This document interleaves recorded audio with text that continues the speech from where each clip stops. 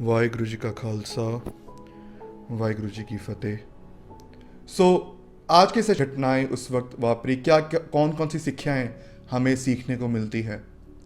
और दूसरी चीज़, कई बार हमें एक प्रश्न उठता है कि मेरे ये काम क्यों नहीं संवर रहे, क्यों मेरे कोई ये कई बार हम कोई काम करते हैं तो बहुत ज़्यादा अड़चन आ जाती है बीच में।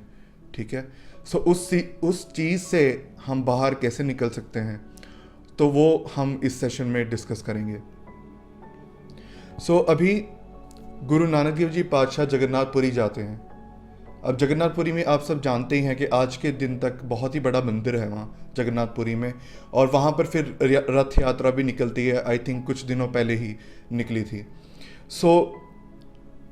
गुरु महाराज वहाँ पर जाते हैं भाई मर्दाना जी के साथ, और वहाँ जगन्नाथ मंदिर का जो आज के एंट्रेंस के वहाँ पर जो गेट है, वहाँ पर गुरु महाराज जी बैठ जाते हैं वहाँ पर। अभी गुरु महाराज सवेरे आते हैं, शाम पूरा दिन वहाँ पर बैठते हैं गुरु महाराज। अभी संध्या वेला हो जाता है, शाम का समय हो जाता है, और वो समय होता है आरती का। अभी आरती का आप सब जानते हैं कि आरती की कैसे जाती है, कि एक थाली ली जाती है, एक दिया जलाया जाता है, फिर बहुत ही सारे जो इंस्ट्रूमेंट्स है वो बज रहे होते हैं, जैसे बेल होती है वो बज रही होती है। ठीक है, जो छन छन वो जो इंस्ट्रूमेंट होता है, बहुत सारे इंस्ट्रूमेंट से जो है वो आरती की जाती है, और थाल में दिया जलाया जाता है, और फिर चवर भी किया जाता है। वहाँ पर जो जगन्नाथपुरी में जो मूर्ति सजाई जाती है उनकी तरफ आरती होती है। तो जब गुरु महाराज वहाँ पर गए, वहाँ पर गुरु महाराज जो वहाँ पर गेट है वहाँ पर बैठते हैं। आरती का समय हो गया है, तो आरती के समय की जो रिवायत है, जो मर्यादा है, वो ये है कि सब लोग खड़े होकर आरती करते हैं, लेकिन गुरु महाराज खड़े नहीं हुए वहाँ पर। अब ये चीज़ जो है, बहुत ही सारे जो पंडित हैं उनको ये चीज़ अच्छी नहीं लगी, उनको गुस्सा आया अंदर से। तो उन्होंने देखा कि हम ना इनको आरती के बाद इनको बताएंगे कि क्या है। आरती होती है, आरती के बाद गुरु महाराज के पास वो आते हैं, सब जो पंडित होते हैं वो गुरु महाराज के पास आते हैं, बहुत ही गुस्से से बोलते हैं कि तुम क्या करने आए हो यहाँ पर, तू क्या करने आया यहाँ पर। ठीक है, यहाँ पर पता नहीं तुम्हें कि आरती के समय खड़े होना होता। तो गुरु महाराज वहाँ पर पूछते आरती किसकी हो रही है। महाराज कहते हैं कि जो आप आरती 1 या 2 बार करते हो ना दिन में, वो आरती मैं पूरे दिन कर रहा हूँ। अभी वो आरती हो कैसे रही है उस परमात्मा की। अभी जब हम देखते हैं कि जब मूर्ति का जो कंसेप्ट आता है, तो गुरु महाराज वहाँ पर बताते कि जो इतना विशाल परमात्मा है, जो निरंकार रूप में पूरे ब्रह्मांड में बसा हुआ है, उसको हमने कितना छोटा करके जाना, और उसकी आरती भी वैसे ही हो रही है इस छोटे पद्धर पे। लेकिन गुरु महाराज उनको बताना चाहते थे कि जो भगवान है उनका रूप कितना विशाल है, और आरती उनकी कैसे हो रही है पूरे ब्रह्मांड में। तो वहाँ पर गुरु महाराज कहते कि अभी आरती तो आप कर रहे हो बाहर से तो थाल घूम रही है, लेकिन अंदर का टिकाव आया नहीं। अंदर से जो ध्यान था, जो हमारी जो मत है, वो शुद्ध हुई नहीं हुई। तो इसकी वजह से अभी जो पंडित जो हैं, अभी संगत जी बात ये है, ये कई बार जब हमारी कोई मन की बात बता देना, हम थोड़ी निम्रता में आ जाते हैं कि अभी तो मन की बात तो बता दी, अभी बताओ आगे करना क्या है। तो वैसे ही जो पंडित थे उस समय वो गुरु महाराज के सामने निम्रता में आ जाते। तो बताते कि आप बताओ कि आरती कैसी होती है उस भगवान की, उस परमेश्वर की आरती कैसे होती है। तब गुरु नानक देव जी पातशाह भाई मर्दाना जी को कहते हैं कि मर्दानिया रबाब छेड़ बाणी आई हैं।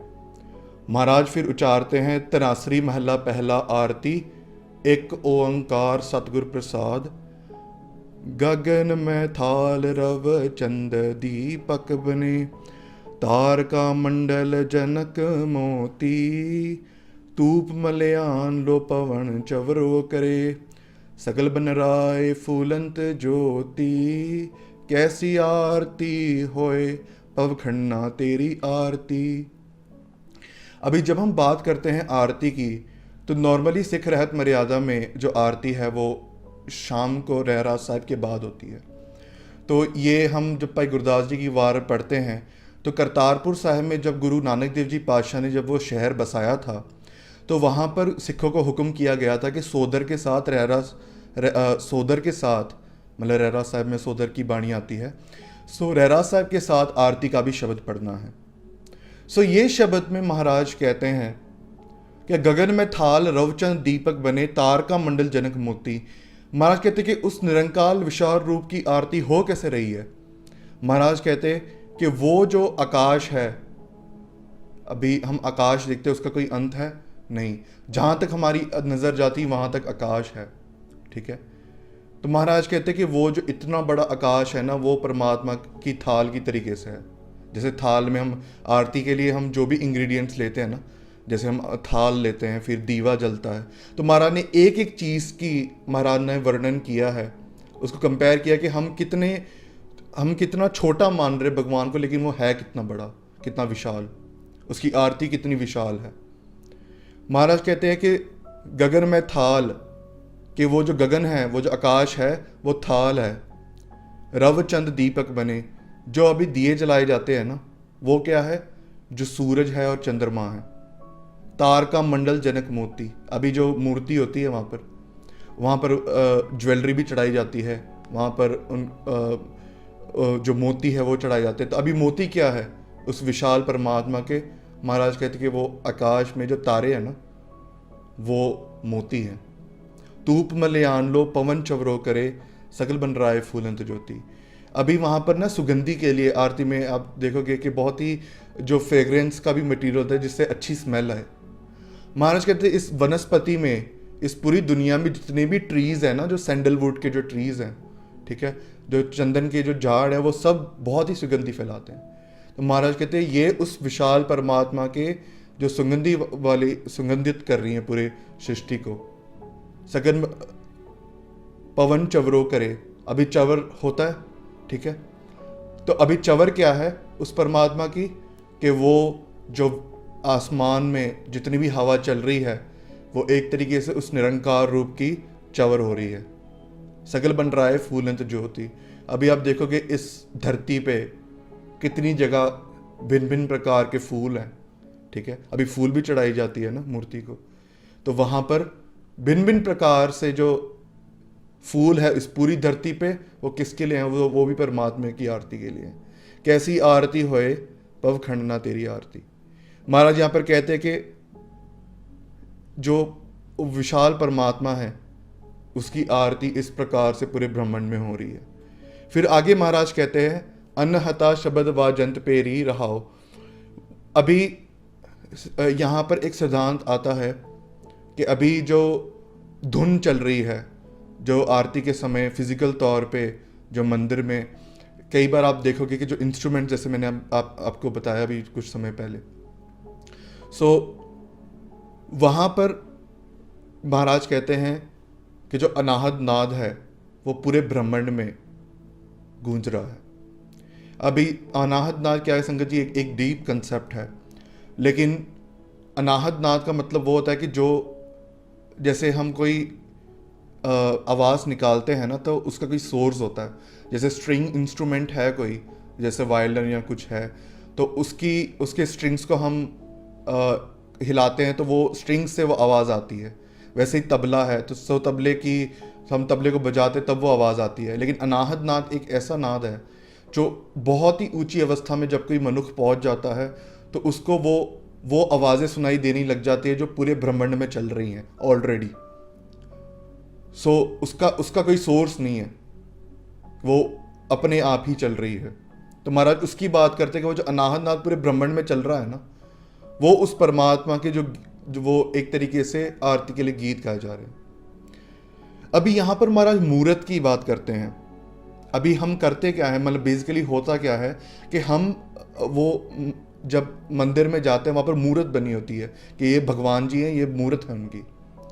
तो महाराज अभी बताते कि उस परमात्मा का, हम सब जिस परमात्मा को मानते हैं, उस परमात्मा का रूप क्या है। महाराज कहते हैं सहस्तम नैनन, नैन है तोहे को सहस मूर्त ना एक तो ही, सहज पद विमल नन एक पद गन बिन सहज तव गन इव चलत मोही। महाराज कहते हैं कि उस परमेश्वर की 1000 आंखें हैं। 1000 आंखें कैसे हैं कि हम सब जीव हैं, हम सब के अंदर भी वो जोत बस रही है भगवान की। तो हमें जो भी चीज़ें दिख रही हैं वो है किसकी? फिर उस परमात्मा की हैं। अभी जैसे मेरी 2 आंखें हैं, अब आप सबकी भी हैं, तो ऐसे पूरे पूरे ब्रह्मांड में जितने भी क्रिएचर्स हैं कितनी सारी आंखें हैं, ठीक है।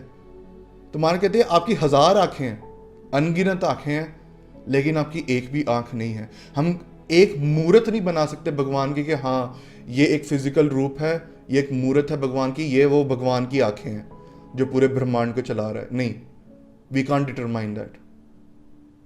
वैसे ही महाराज आगे बताते हैं कि सहस मूर्त नना एक तो ही। महाराज कहते हैं कि तुम्हारी डिफरेंट डिफरेंट फॉर्म्स हैं। अभी महाराज वो परमात्मा की जोत हर एक में बसी हुई है, जितने भी क्रिएचर्स है हर एक के अंदर वो परमात्मा की जोत है।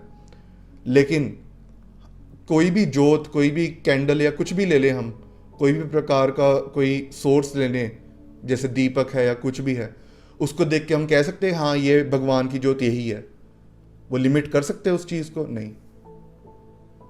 1000 जोत हैं, हर जगह है, 1000 फॉर्म्स हैं, लेकिन कोई एक फॉर्म भी नहीं है। हम ये नहीं कह सकते कि हाँ सिर्फ ये भगवान, सिर्फ ये एक क्रिएचर है। हम सब इमेजिन करते हैं ना कि हाँ भगवान भी हमारे जैसा इंसान ही होगा, जो थोड़ा वाइट दाढ़ी होगी उसकी, है ना। तो उसका कोई ऐसा कोई रूप नहीं है, कोई रूप नहीं है। भले 1000 रूप हैं, 1000 क्रिएचर्स में वो जोत बस रही है उस परमात्मा की, लेकिन एक भी रूप नहीं है परमात्मा की। हम ये नहीं कह सकते हाँ ये जो यही परमात्मा इसी मूर्त तक सीमित है, नहीं। फिर महाराज आगे बताते हैं सहस पद बिमल नन एक पद गन बिन सहस तवगन इव चलत मोही। आपके 1000 ही पैर हैं, 1000 के प्यारे प्यारे जो आपके जो पावन पवित्र पैर है ना, वो 1000 हैं। 1000 होके भी एक भी पैर नहीं है, ठीक है। अभी 1000 पैर कैसे? सेम तरीके से हम जितने भी पैर हैं, ठीक है। लेकिन हम ये नहीं कह सकते कि हाँ ये पर्टिकुलर पैर, एक पर्टिकुलर लेग ये परमात्मा का है, ये पूरे ब्रह्मांड के मालिक का है और ये यही तक सीमित है। नहीं, हम नहीं कर सकते उसको। वैसे ही सिमिलरली महाराज फिर नाक की बात करते हैं। महाराज कहते हैं कि तुम्हारी खेल चल रही पूरी दुनिया में, ये खेल है पूरे परमात्मा ने जो पूरी सृष्टि में चलाया है। हम परमात्मा को कभी भी कोई मूर्त तक सीमित नहीं कर सकते कि हाँ ये भगवान इसी रूप में है और ये यहीं तक सीमित है, उस मूर्त के बाद भगवान नहीं है, नहीं कर सकते। आगे फिर महाराज बताते हैं कि अभी ये जो परमात्मा, अभी हम सबके मन में सवाल आता है कि जोत तो हर एक में है, तो तुम्हें रियलाइज क्यों नहीं होता वो चीज़? वो जोत हर एक में है लेकिन वो पता क्यों नहीं चलता? अभी हम एक तरीके से देखें तो परमात्मा हर जगह है। एक तरीके से हम ये सोच के चले कि हम परमात्मा के अंदर हैं, ठीक है, क्योंकि कोई भी चीज़ परमात्मा के बिना नहीं है। हम अर्थ के बाहर चले जाएंगे, वहाँ भी परमात्मा है, अर्थ के अंदर है तो वो भी परमात्मा के अंदर ही है, ठीक है। लेकिन वो रियलाइजेशन क्यों नहीं आता? अभी रियलाइजेशन आए कैसे? महाराज फिर आगे बताते हैं, सब में है जोत जोत है सोए तिस दे चानन सब में है चानन होए गुर साखी जोत प्रगट होए ज्योतिष पावे सो आरती होए। महाराज कहते हैं कि वो परमात्मा की जो जोत है वो हर एक में बसी हुई है, हर एक के अंदर है, लेकिन अभी वो प्रगट कैसे होगी, वो दिखेगी कैसे? अपनी आंखों से। तो फिर महाराज बयान करते हैं कि गुर साखी जोत प्रगट होए। जब गुरु महाराज की शिक्षा से हम गुरु महाराज के राह पे आगे चलेंगे तो धीरे धीरे करके जब हमारा मन जो है वो साफ होने लग जाएगा तो हमें खुद उस परमात्मा का जो रूप है, वो जो जोत है जो हर जगह बसी हुई है, वो दिखनी शुरू हो जाएगी। अभी नॉर्मली आजकल होता क्या है कि जब भगवान की बात आती है ना तो लोग बाहर ढूंढने चले जाते हैं, बाहर की तरफ देखते हैं कि हाँ ये भगवान यहाँ से प्रकट होगा, यहाँ से प्रकट होगा। नहीं। परमात्मा की जो देखने की जो कला है ना, वो ये आंखों से नहीं देखी जा सकती जो हमारी फिजिकल आंखें हैं। वो अंदर की आंखें जब खुलेंगी ना हमारी, तभी वो परमात्मा दिखेगा। अभी जैसे एक मिरर है ना, अभी जैसे हम अपने आप को शीशे में देखते हैं, अभी शीशे को आप पूरा हम देख ले कि मैं एक डस्ट लगा ले, जैसे कोई पुराना घर होगा, आप जाना वहाँ पर पूरी धूल मिट्टी लगी है उस मिरर पे, तो आपको मिरर के अंदर अपनी इमेज दिखाई देगी? नहीं दिखाई देगी। आपको उसको साफ करना पड़ेगा, फिर आपको वो इमेज जो है वो दिखाई देगी। वैसे ही परमात्मा हमारे अंदर बसा है, लेकिन हमारी जो कर्मों की जो मैल है इतने जन्मों की, वो हमें उस असली हमारे असल रूप को देखने नहीं देती। हम असल में शरीर नहीं है, हम असल में वो परमात्मा की ज्योत है। जैसे जैसे हम गुरु महाराज के राह पे आगे चलते जाएंगे, वैसे वैसे हमें उस ज्योत के बारे में पता चलेगा। ज्योत इस भाव है सो आरती होए। जो भी उस परमात्मा को अच्छा लगता है वही आरती है। अब बेनती करें कैसे? ठीक है, अभी एक चीज एक और डिस्कस कर लें कि गुरसाखी ज्योत प्रगट होए। अभी हम गुरु की जरूरत क्यों है? अभी जब हम बाहर निकलते हैं ना संगत जी, स्पिरिचुअलिटी की बहुत ज़्यादा डेफिनेशंस हैं। कौन सी फॉलो करोगे?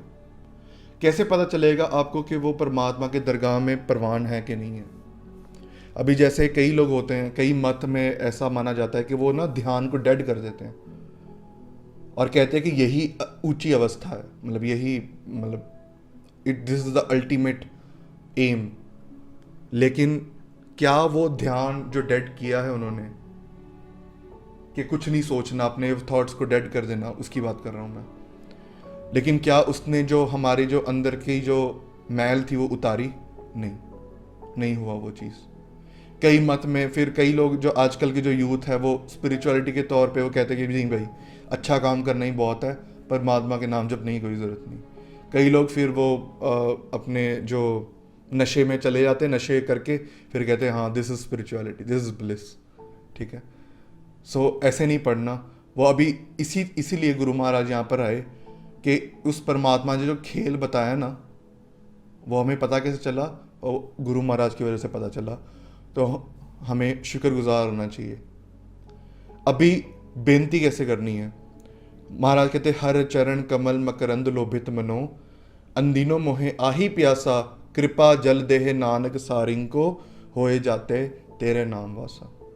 महाराज कहते हैं कि जैसे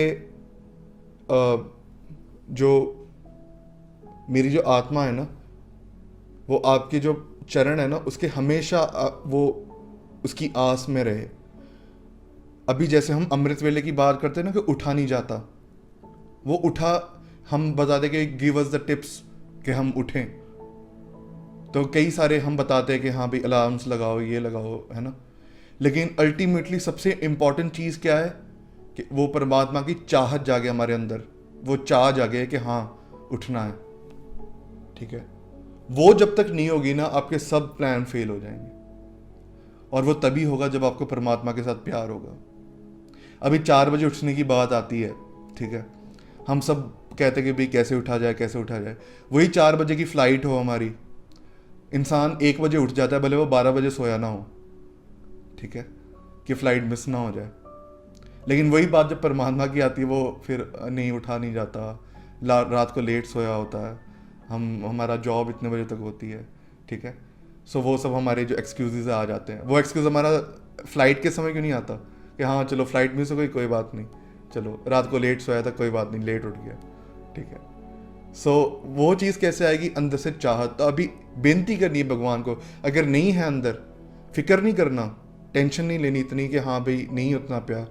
अब बेनती करो परमात्मा को, जैसे गुरु महाराज ने हमें सिखाया है कि बेनती करनी है। तो बेनती भी कैसे करनी है वो भी महाराज ने हमें बताया। फिर महाराज कहते कृपा जल दे नानक सारिंग को, होए जाते तेरा नाम वासा। अभी महाराज कहते हैं कि सारिंग, अभी एक बात करनी है कि एक बबीहा नाम का एक पक्षी बताया गया है गुरबाणी में। बबीहा जो पक्षी है ना, वो जैसे बहुत सारे वाटर सोर्सेज होते हैं ना, जैसे रिवर होता है, सी है, अभी जब बारिश है वहाँ से भी पानी आता है। ठीक है, बहुत सारे सोर्सेज है पानी के। हम जो इंसान है वो हम नॉर्मली नदी का पानी वैसे फिल्टर करके जो भी प्रोसेसेस होते हैं। लेकिन जो बबीहा जो बर्ड होता है ना, वो वही पानी पीता है जो आसमान से गिरता हुआ है बारिश के रूप में। तभी बारिश जब नहीं होगी तब क्या होगा? वो बबीहा दूसरे और कहीं से भी पानी नहीं पिएगा, वो पानी नहीं पीता। फिर वो पुकार करता रहता है परमात्मा को कि वो बारिश लाओ ताकि मेरी वो प्यास बुझे। तो महाराज कहते हैं कि जैसे वो बबीहा को उस पानी के लिए प्यास रहती है और वो पुकार लगाता है ना, बबीहा की स्पेशल बात क्या है कि वो ना प्रयास करता रहता है, करता रहता है, रुकता नहीं है वो। वो तब तक करता है जब तक भगवान उसकी सुन ना ले।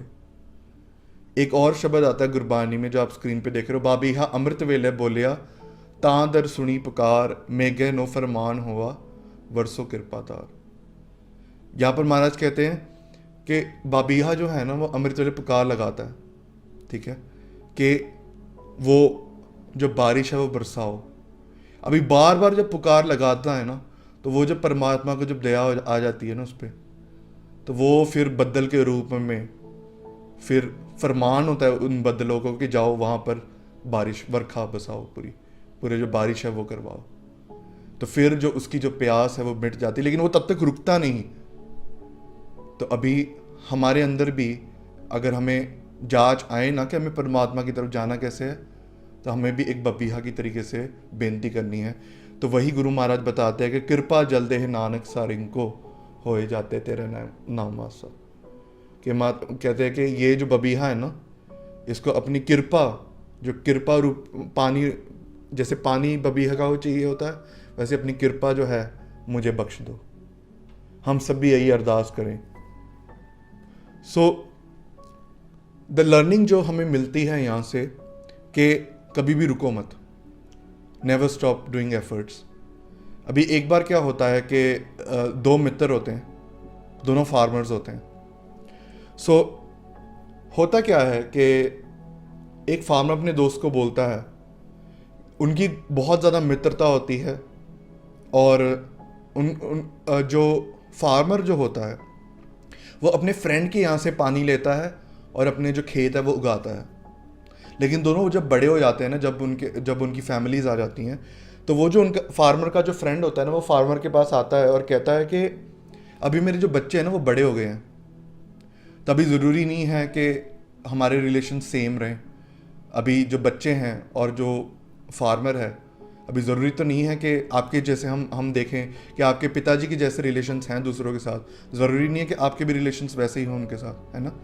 तो वैसे ही वो जो मित्र होता है फार्मर का, वो कहता है कि अभी पता नहीं है कि कब वो आएँ और कब झगड़ा करने लग जाएं, तो तुम ऐसा करो कि ये जो पानी है ना, जो यहाँ पर कुआं है, वो तुम्हारे खेत में भी है, वो पानी तुम्हारे खेत में भी है, तुम वहाँ पे जाके खुदाई करो, वहाँ से भी पानी निकलेगा, ठीक है। तो वो किसान जाता है वहाँ पर अपने खेत में और फिर लगा रहता है। दूसरे दिन क्या होता है कि वो किसान अपने दोस्त के साथ आता है, कहता है कि तुमने बोला था खुदाई करो, अंदर पानी है, अभी अंदर पानी तो निकला नहीं। तो वो मित्र कहता है ऐसा कैसे हो गया। वो कहता है चलो मेरे साथ, दोनों चलते हैं खेत में। हुआ क्या था वहाँ पर कि वो किसान ने क्या किया कि उसने 2 फीट की खुदाई की, उसने देखा कि चलो पानी नहीं आ रहा, उसने दूसरे पार्ट में जाके खेत के वहाँ खुदाई करनी शुरू कर दी। फिर से थोड़ा सा खोदा, देखा पानी नहीं आया, उसने वापस दूसरी जगह पे खोदना शुरू किया। तो वो जो मित्र होता है वो हैरान हो जाता है कि इतने सारे खेत में खुदाई की हुई है लेकिन पानी नहीं निकला। वो कहता है कि ऐसे पानी नहीं निकलता कभी। पानी कैसे निकलेगा जब आप एक ही जगह पे, आप जब बार बार वो चीज़ करोगे ना, बार बार जब खुदाई करोगे उस एक ही जगह पे, वो जो खड्डा है वो डीप जाएगा, तो अंदर से जो अंडरग्राउंड वाटर है वो बाहर निकलेगा। सो अभी हमारे साथ क्या होता है, अभी दोनों तरफ की बात ले लें, दुख सुख की बात ले लें, ठीक है। जब दुख आता है, अभी 2 तरीके के लोग होते हैं। यहाँ तो एक होता है कि जो भगवान के साथ जुड़ जाए कि हाँ परमात्मा जी हम तो आपके ही हो गए, अब आप संभालो। दूसरे होते हैं जो गुरु से बेमुख हो जाते हैं, वो कहते हैं कि भाई ना, गुरु तो कर ही नहीं सकता। फिर वो दूसरे बाबों के पास चले जाते हैं कि बाबा जी ये कर दो, फिर वो और तावीज़ दे देता है, अपने पखंड में, अपने झांसे में फंसा लेता है। फिर बहुत खुश होते हैं सब कि हाँ दे गेट सेटिस्फाइड। लेकिन हुआ क्या, अल्टीमेटली हमने भी क्या किया कि 2 फीट की खुदाई की और कोई जगह पे चले गए। लेकिन जब हम वही मार्ग में, वो गुरु महाराज ने जो बख्शा है, वही मार्ग में जब डटे रहेंगे ना, बाबीहा की तरह बार बार पुकार करते रहेंगे, तो एक दिन वो परमात्मा ज़रूर सुनेगा। सो वो चीज़ हमें ज़रूर ध्यान रखनी है कि भले सुख आए कि भले दुख आए, हमें पीछे नहीं हटना। सुख में भी ऐसा ही होता है। सुख में अगर आप देखो, कभी कोई आपके कोई सेलिब्रेशन हो रही है किसी चीज़ की, आपकी जॉब लग गई, आप पार्टी में गए, वहाँ पर गाने बज रहे हैं, गाने में भगवान याद आएगा? नहीं आएगा। ठीक है। सुख में भी ऐसा होता है कि कहते हैं कि जब पूछा जाता है कि भाई आप आते क्यों नहीं गुरुद्वारे, तो कहते हैं कि भाई अभी तो कारोबार इतना बड़ा हो गया, अब टाइम नहीं है नाम जपने का। ठीक है। वो क्या हुआ? छोड़ गए हम। फिर होता क्या है आगे? मिलता क्या है? फिर दुख ही मिलता है। सो ये सब चीज़ों से हमें सीखना है कि कीप ऑन डूइंग एफर्ट्स। जो उद्यम है वो आप करते रहो, और फिर जो फल है वो परमात्मा के ऊपर है कि कब देना है वो परमात्मा पे छोड़ दो, और अरदास करते रहो। जैसे गुरु महाराज ने बताया ना, आरती में सिखाया हमें कि कैसे पुकार करनी है। भुला चुका लेके माँ जी। वाहिगुरु जी का खालसा, वाहिगुरु जी की फतेह।